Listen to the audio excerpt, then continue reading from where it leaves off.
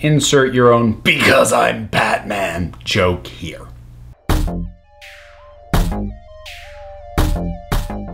So, new word on what is going on with the DCEU and the project The Batman specifically. The word is now that director Matt Reeves is tossing out the existing script that had been worked on by Ben Affleck and Geoff Johns. That's not a huge surprise. It was indicated that he was going to be doing some serious rework on it anyway, so taking the step to actually chuck it and start over is not a huge step beyond that. But I still want to take the opportunity to talk about it and why I think it's a good thing. In fact, a very good thing. Now, before I get into it, I do want to clarify, I don't think that it's a good thing because of any sort of assumption of quality or a lack of quality in the original script, either in the story or the nitty-gritty of the actual finished product itself, because I haven't read the thing. I mean, it could have been great for all I know, or it could have been junk. I mean, there's a heck of a lot of speculation and rumor out there. Actual hard details about it are few and far between, and some of them are contradictory. So, exactly what was in the original script? No idea. Could have been great. Doesn't matter, because even if it was great, I still think this is a good thing, because what it indicates is it indicates a switch of mindset from Warner Brothers and their production of these movies. And I think it is the first, well, maybe not the first, but certainly the latest in solid indications that they are adjusting their overall approach to these things. And it shows that they understand that Batman, they need to get right. Because to quote Will Arnett as Lego Batman, DC, the house that Batman built. Because maybe not necessarily in the comics themselves, you can argue between him and Superman, but certainly in all adaptation media, yeah, Batman is king. And I mean not only king over DC, king of superheroes, king of all of them. Forget Marvel, forget anybody else, Batman is the top. So if they get this wrong and they blow it, they are in big trouble. And I think this move shows that Warner Brothers has an appreciation of that. And the reason I feel that is because it shows that they weren't just bringing in Matt Reeves to just plug him in as the director for the existing script they already had.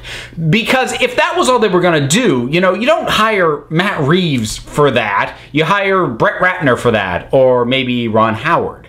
But they're showing that they brought him in, and I'm sure he was shown the existing script, and I'm sure Warner Brothers probably would have preferred that he go, this is great, I'll shoot this, because it could have gotten them in production sooner. But they are allowing him to come in with his own plan and his own intention. And again, I'm not making any presumptions that he looked at the script and thought it was crap, but at the very least, he appears to have looked at the script and gone, for what I want to do with Batman, this story, this script doesn't get me there. Let me do my own thing. And still, there is no start of production date, and there's no release date for this film. Both of these, in this situation, given the state of the DCEU and sort of how things appear to be getting reconfigured somewhat right now, this is all good stuff. Because I think the biggest mistake that Warner Brothers could have made was to get Matt Reeves or any director and just go, here's the script, shoot it. Or even if they were to say, hey, you can do your own story, but we're starting on this date, whether you have finished the story or not, which is kind of basically what they did to David Ayer in Suicide Squad.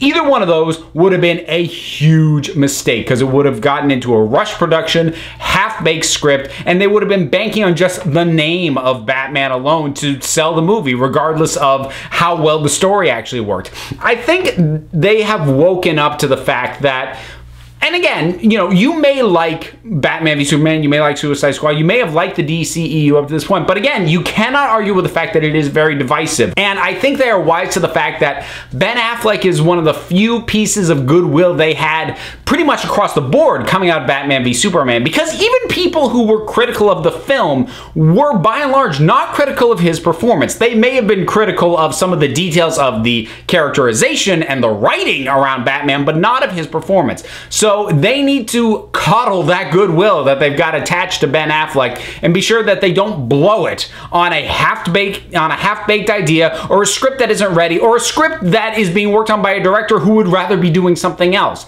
They are slowed down. They're taking the necessary time so that a director who has a very good track record at this point is allowed the time to work this material into something that he is going to be proud of and that hopefully they can be proud of, because I think they are looking at what happened with Wonder Woman and they are sort of backing up and slowing down and going, okay, maybe we just need to be sure that we are on the right page with these people, and then let them do this thing how they're gonna do this thing. Arguably, they may have done that with Snyder. It seems like increasingly as time goes on, there may have been more tinkering with even Snyder's visions of things with Batman v Superman and whatnot by Warner Brothers. But certainly outside of him, when you look at something like Suicide Squad, tinkered with to heck. I mean, that was kind of a disaster in terms of the handling of the post-production. And I think they're going, I think they're wising up and going, look, we need to get someone that we can just trust to do the work and let them do it, which is what they did with Christopher Nolan with his Batman trilogy. They basically set him up, gave him the resources, and let him do his things. And it looks like they're going to be doing that with Matt Reeves. And I think that is a good thing. Now, will it automatically result in a good movie? No.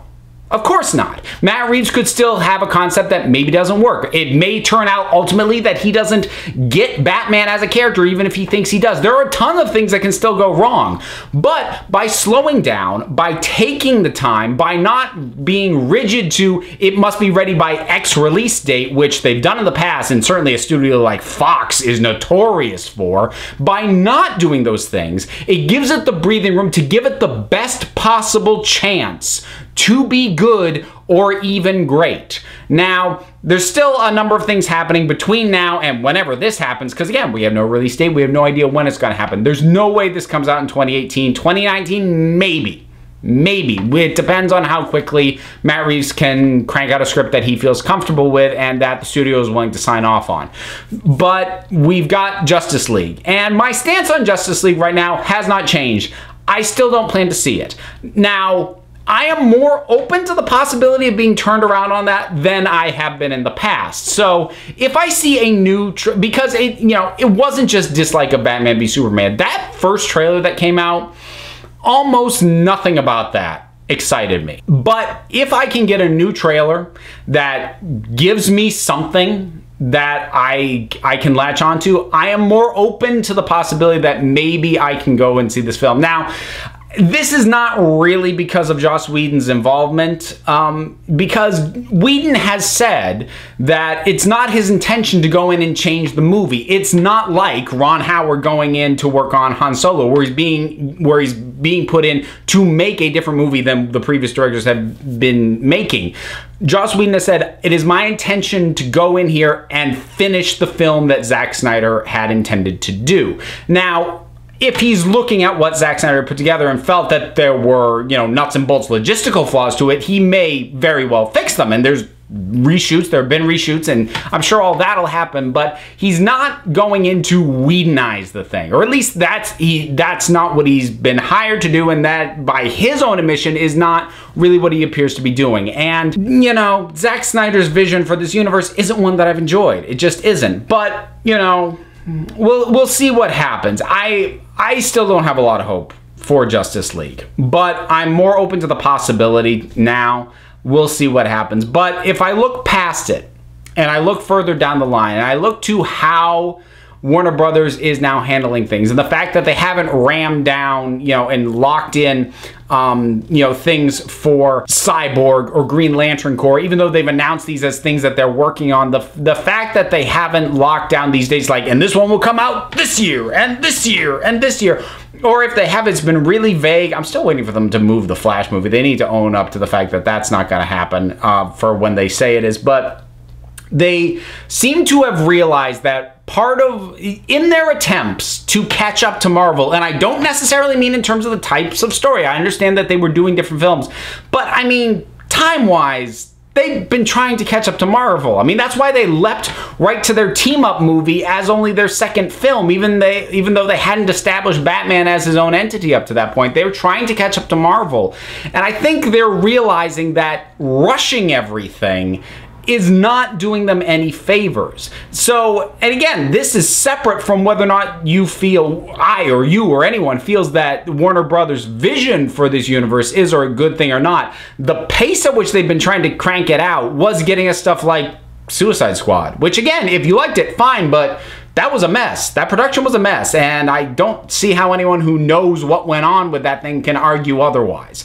So they seem to be reassessing and going, wait a minute, if we're really going to bank a long-term financial stability of our company on projects like these, maybe we need to put quality of the product slightly higher on the priority list over cranking out to a year. So these things indicate a change in mentality, a change in philosophy, a change in approach from Warner Brothers towards the Batman and hopefully by extension towards the DCEU as a whole.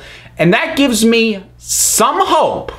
I'm not suddenly going, woo, everything's great now, but I do have some hope that they can turn this around and turn it into a franchise that I would actually like to go to the movies to see again. They got me with Wonder Woman. That was a good start. So we'll see what happens. But I have some hope. And I think the last couple movies I've made about the DCEU have had a more cautiously hopeful tone to them. And that's nice. You know, as much as I ranted and raved against DC, the DC movies, Warner Brothers, the DCEU, I don't like hating these things. I want to like them. And I have some more hope that I will be able to, again, consistently. So that's going to be it for me and my thoughts on the news that the Batman existing script got chucked. What are your thoughts on all of this? Whatever they are, drop something down in the comments. Let's talk about it. Don't forget to like, subscribe, check me out on Twitter at Council of Geeks. Give a listen to the Council of Geeks podcast, available on iTunes and Stitcher. I am also one half of the Punch Like a Girl podcast, also available on iTunes and Stitcher. And until next time, this council is adjourned.